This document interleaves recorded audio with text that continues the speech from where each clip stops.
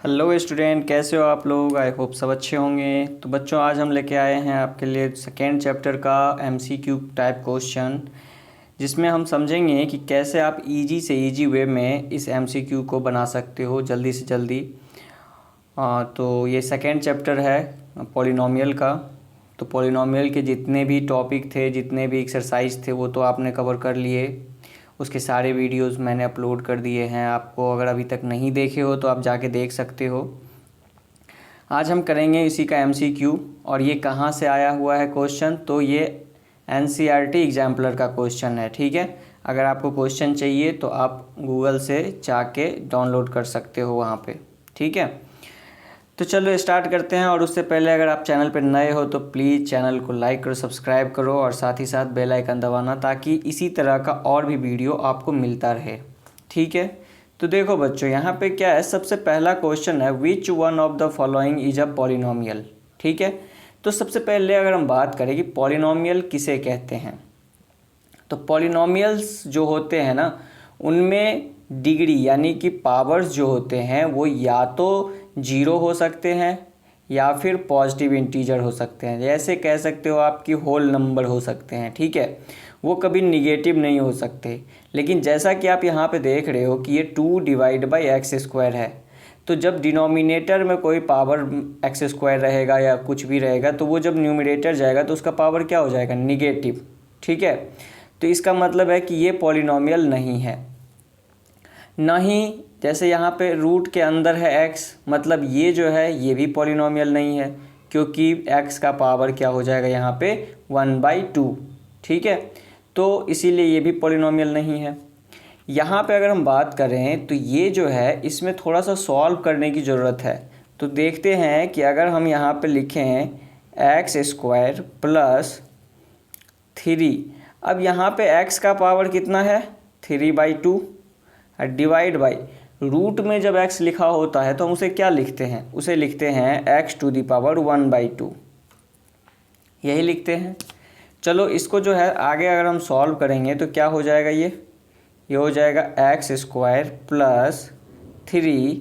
अब जैसे बेस आपका सेम है और डिवाइड में है तो पावर क्या हो जाएगा माइनस, तो x⁴ माइनस 1/2। जब आप इसे माइनस करोगे तो ये हो जाएगा 3/2 माइनस 1/2 कितना हो जाएगा 2/2, और 2/2 कितना होता है 1। ठीक है, तो ये हो जाएगा 3x⁴ जो कि कट के बन गया 1। तो फाइनली आपका आंसर क्या आया, x² प्लस 3x। अब बच्चों यहाँ पे आप देख रहे हो कि ये जो है ये भी 2 है और इसका पावर 1 है। इट मीन्स कि ये होल नंबर है। ठीक है, तो जब वेरिएबल का पावर होल नंबर होता है तो हम उसे क्या कहते हैं, पॉलिनोमियल कहते हैं। लेकिन यहाँ पे फिर देखो डिनोमिनेटर में x है, इट मीन्स कि ये पॉलिनोमियल नहीं है।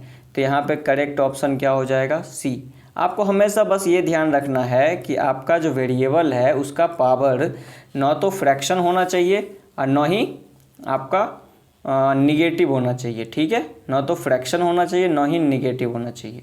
ओके, चलो सेकेंड नंबर क्वेश्चन है कि √2 का √2 is a polynomial of degree, मतलब आपको इसका डिग्री बताना है। तो जैसा कि बच्चों आपको बताया गया था कि अगर कोई भी नंबर्स है तो वो नंबर क्या कहलाता है, कांस्टेंट पॉलिनोमियल।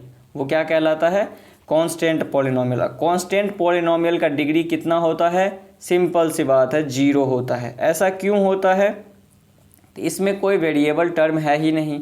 इसका मतलब है कि इसका जो वेरिएबल है उसका पावर कितना है 0, और इसलिए ये क्या बन गया √2 इंटू किसी का भी पावर अगर 0 करते हो तो वो क्या हो जाता है 1, यानी √2।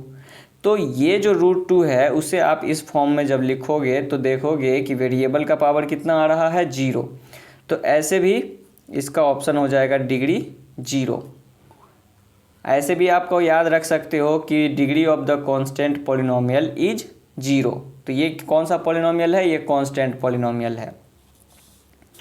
नेक्स्ट में हमें क्या कह रहा है कि degree of the polynomial this. अब यहाँ पे आपको दिख रहा होगा कि ये एक बहुत बड़ा पॉलिनोमियल है जिसका डिग्री पूछ रहा है। आप जानते हो कि डिग्री होता क्या है, डिग्री होता है कि highest power on the variable. अब यहाँ पे हाईएस्ट पावर कितना है, 5 है, तो क्या इसका डिग्री 5 होगा? बिल्कुल नहीं। क्यों नहीं होगा? तो अगर आप इसको ध्यान से देखो तो देखो यहाँ पे है 4x4, यहाँ पे है कितना 4x4, 4x⁴। नेक्स्ट क्या है 0x3। जब आप x³ को 0 से मल्टीप्लाई करोगे तो वो तो पूरा टर्म ही 0 बन जाएगा। उसी तरीके से ये भी है 0 × x⁵ और ये है 5x + 7। जब आप किसी टर्म को 0 से मल्टीप्लाई करोगे तो वो तो 0 हो जाएगा और इसलिए ना तो ये टर्म रहेगा ना ये टर्म रहेगा, तो बस बच जाएगा कौन कौन सा टर्म, ये और ये। ठीक है, तो यानी ये दोनों ही टर्म 0 हो गए। तो जब 0 हो गए तो उसका डिग्री तो निकल ही नहीं सकता। तो यहाँ पे आपका अब देखना है कि अब हमारा हाईएस्ट पावर क्या है। अब हमारा हाईएस्ट पावर है x का 4, तो इट मीन्स हमारा डिग्री क्या हो जाएगा 4। क्लियर है बच्चों? बहुत सारे बच्चों को इसमें प्रॉब्लम आती है, वो ध्यान नहीं देते और देखते हैं कि x का पावर 5 है तो वो 5 ऑप्शन लगा देते हैं और गलत हो जाता है। तो आपको ध्यान रखना है इन चीज़ों को। अब नेक्स्ट क्वेश्चन में देखो क्या है कि डिग्री ऑफ 0 पॉलिनोमियल। तो बच्चों मैंने जब पढ़ाया था डिग्री ऑफ 0 पॉलिनोमियल, उसमें मैंने आपको बताया था कि 0 पॉलिनोमियल का डिग्री क्या होता है, नॉट डिफाइंड। ठीक है, ये हमेशा आपको ध्यान में रखना है कि 0 पॉलिनोमियल का डिग्री क्या होता है, नॉट डिफाइंड। ठीक है, नेक्स्ट क्वेश्चन पे आते हैं।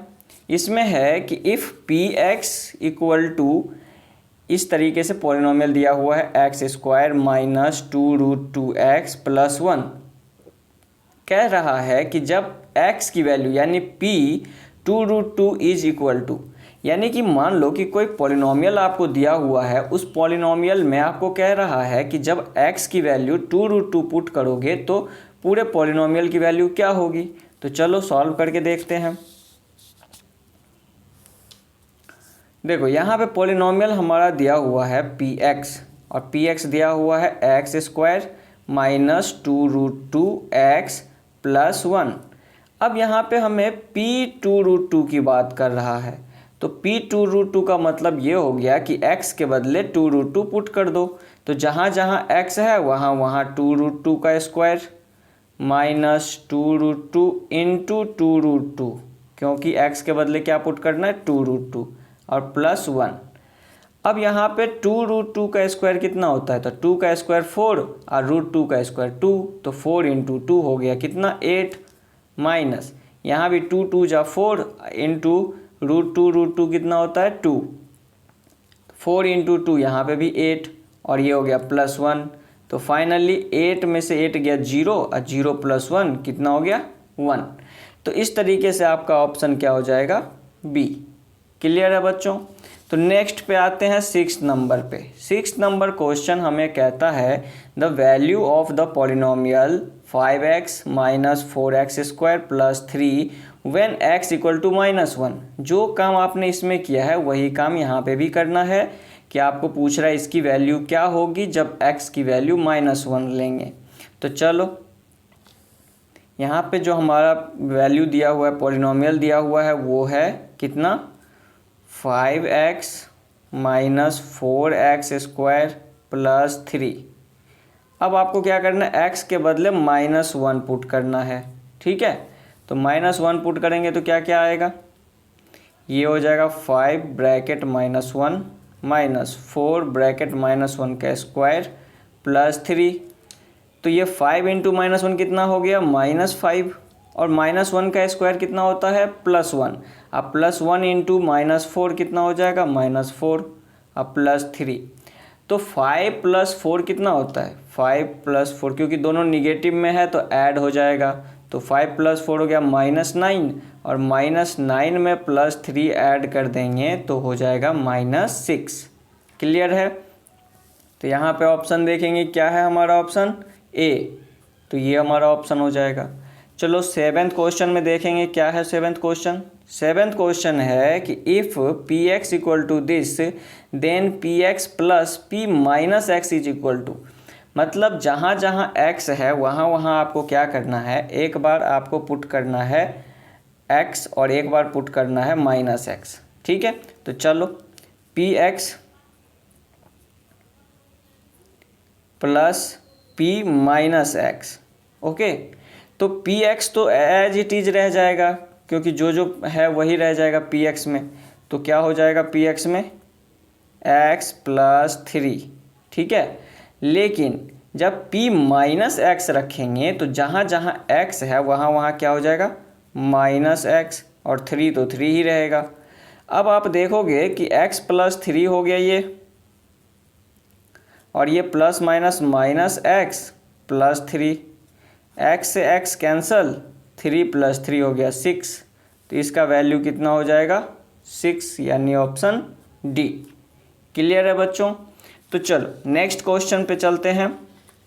नेक्स्ट क्वेश्चन है हमारा zero of the zero polynomial is. अब जैसे कि आपको क्या कह रहा है, जीरो पॉलिनोमियल का जीरो पूछ रहा है, तो जीरो पॉलिनोमियल का जीरोस नहीं मिलता है, तो यहाँ पे सिंपली क्या हो जाएगा नॉट डिफाइन। ठीक है, जीरो पॉलिनोमियल का कोई जीरो ही नहीं होता, तो इसीलिए ये क्या हो जाएगा नॉट डिफाइन। आगे बढ़ते हैं क्वेश्चन नंबर 9 के तरफ।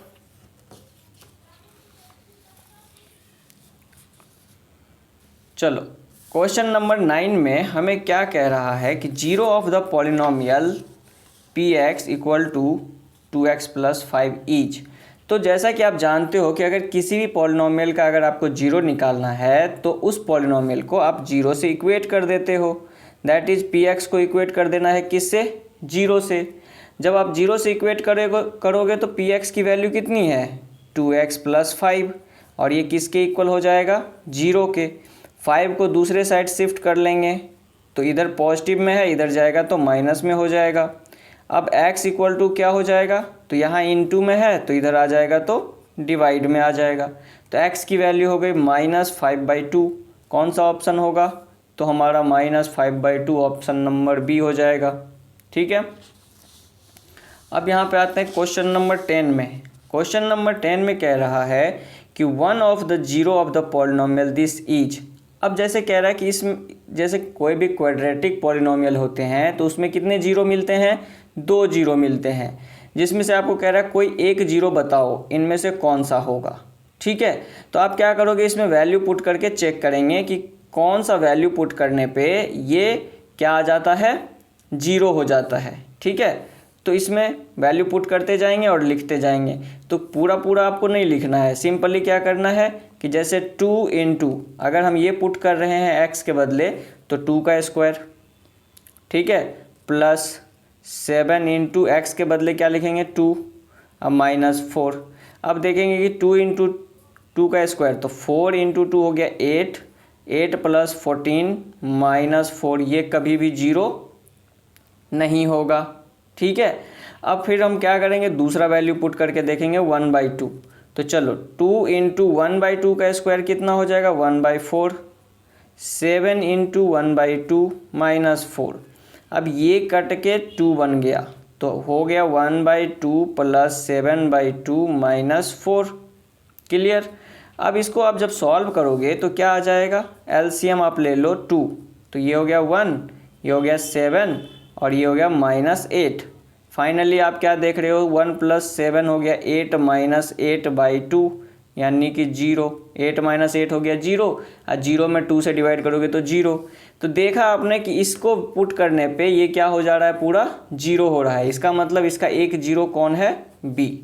ठीक है, आगे हमें चेक करने की ज़रूरत ही नहीं है जब हमें ऑप्शन मिल गया तो।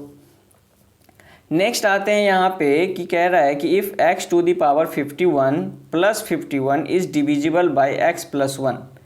अगर इससे इसको हम डिवाइड करेंगे तो फिर द रिमाइंडर इज, रिमाइंडर क्या होगा।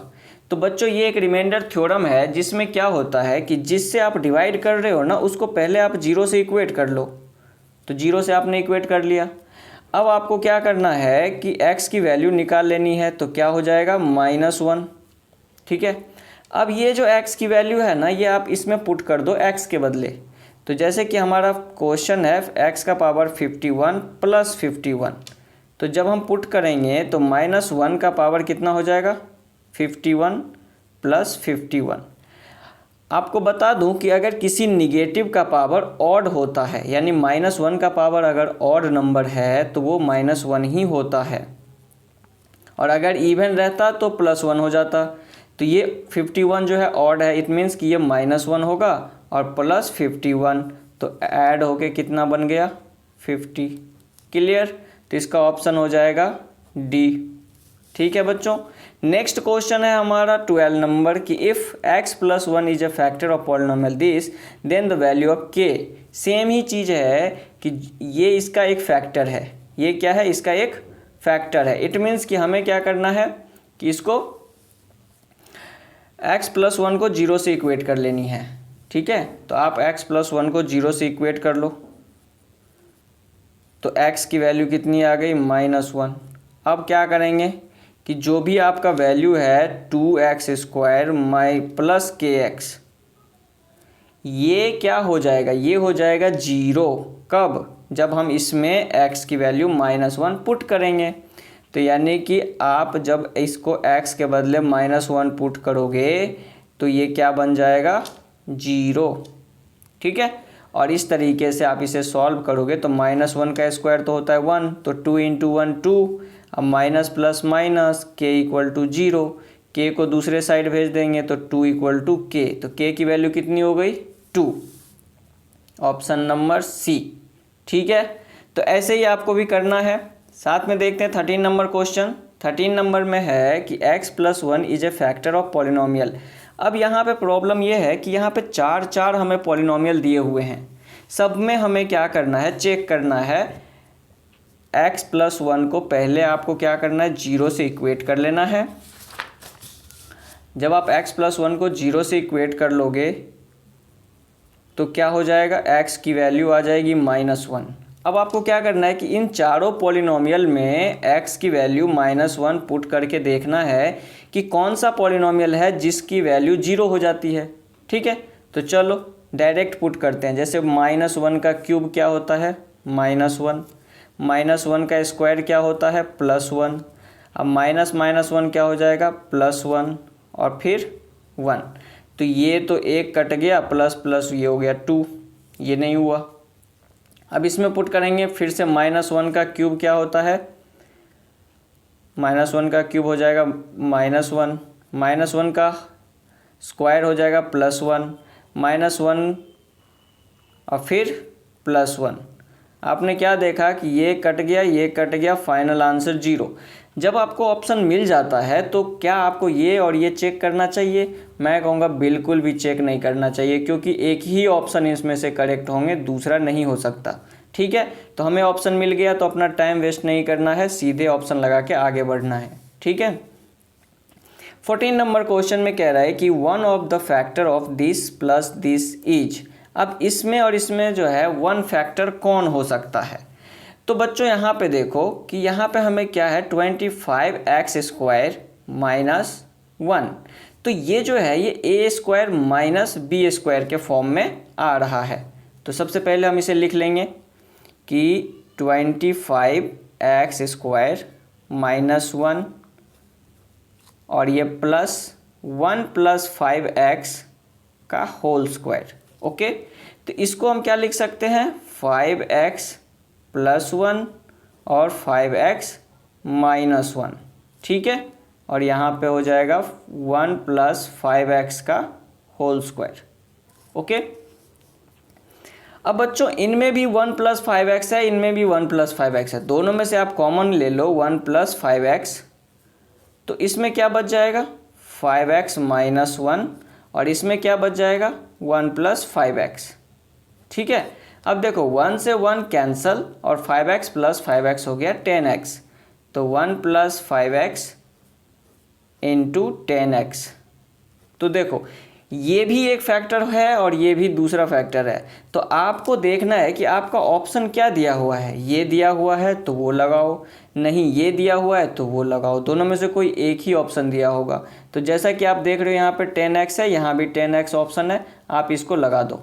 ठीक है, ये आपका ऑप्शन हो जाएगा।